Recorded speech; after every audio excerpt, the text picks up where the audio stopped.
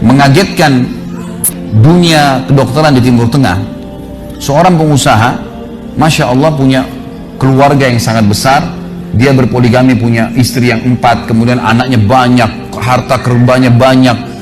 Perusahaan yang dia tanggung itu lebih dari 20 perusahaan di bawah naungan dia. Orang kaya raya, mampu. Subhanallah, satu waktu di umur 63 tahun dia datang periksa ke dokter. Dia rasa nggak enak, sesak nafas. Waktu difoto di ronsen, tiba-tiba dokter yang foto itu kaget. Waktu dia selesai di ronsen, dia katakan, mana tadi pasien yang di ronsen? Mana pasien tadi? Pasien ini masih duduk di depan. Pastikan pasien ini cari di ruang kematian. Nggak mungkin, secara ronsen sudah tidak bisa. Jantungnya tidak berdetak. Orangnya tidak berdetak jantungnya.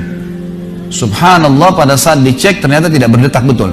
Ditanya mana, dokter ini tidak percaya. Dia teriak, dia mengatakan ada orang mati baru di ronsen tapi bernafas, gitu kan. Dia panggil telepon teman-teman spesialisnya, kemudian ditelepon datang. Kemudian dikasihlah gambar tersebut kepada temannya, mengatakan mana jenazah ini.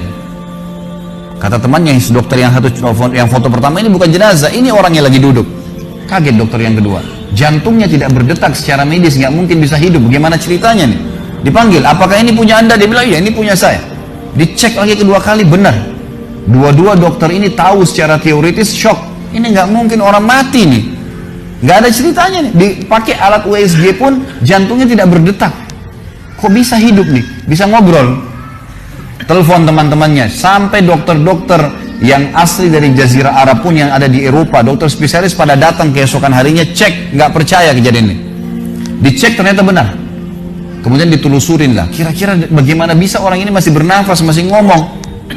Si pasien ini mengatakan, ada apa sebenarnya? Dia bilang, orang seperti Anda nggak mungkin hidup, sudah mati. Lalu kata dia, apakah orang seperti saya, jantung tidak berdetak, bisa punya keluarga? Mereka bilang, mustahil.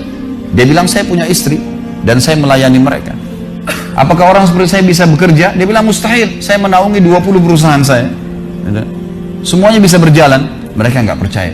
Sampai datang seorang dokter yang senior dari Jerman, datang khusus karena kasus masalah ini, diundang oleh dokter-dokter spesialis tadi.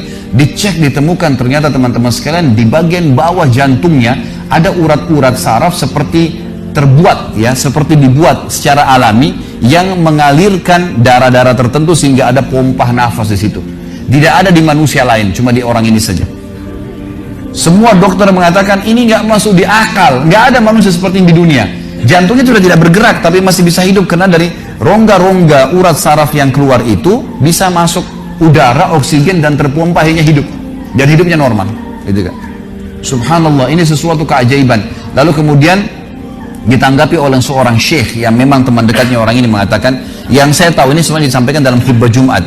Lalu dia mengatakan, yang saya tahu, orang ini tidak pernah ketinggalan puasa Senin Kamis, tidak pernah ketinggalan puasa Ayyamul Bid. Semua puasa sunnah dan wajib dijalankan, dan tidak pernah buka puasa sendiri, pasti buka puasain orang lain. Tidak ada kegiatan sosial, buat gali sumur, bangun masjid, bagi kitab Al-Quran, tidak pernah kecuali dia ada di situ. Walaupun andilnya tidak besar, tapi selalu ada. Orang tuanya selalu dibaktiin, selalu bersedekah, selalu kalau datang kepada saya diskusi tentang masalahnya orang. Ini ada tetangga saya punya masalah begini, bagaimana jalan keluarnya secara syariat, dan seterusnya. Hidupnya sibuk dengan ibadah kepada Allah Subhanahu Wa Taala. Allah ciptakan urat saraf khusus sehingga bisa terpompa, ya, udara masuk ke jantungnya.